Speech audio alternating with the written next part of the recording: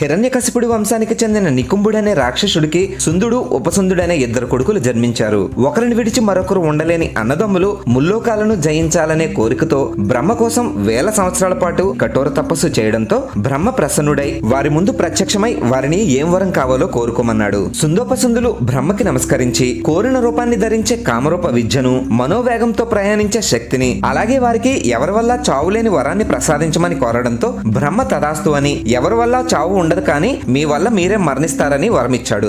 దాంతో సుందోపసుందులు ముల్లోకాలను ముప్పు తిప్పలు పెట్టడంతో బ్రహ్మ ఆదేశంతో విశ్వకర్మ తిలోత్తముని సృష్టించి సుందోపసుందుల దగ్గరికి పంపించాడు. తిలోత్తమ అందానికి దాసోహమైన సుందోపసుందులు తిలోత్తమ నాదంటే నాదని కొట్టుకుని ఒకరినొకరు పొడుచుకుని మరణించారని పాండవులకి చెప్పిన నారదుడు ఒకరంటే మరొకరికి విపరీతమైన ప్రేమ ఉండే అన్నదమ్ములు సుందోపసుందులని, స్త్రీపై ఉన్న వ్యామోహంతో ఒకరినొకరు చంపుకున్నారని, ద్రౌపది విషయంలో ఎలాంటి గొడవ రాకుండా చూసుకోమని నారదుడు పాండవులకు ఉపదేశించాడు.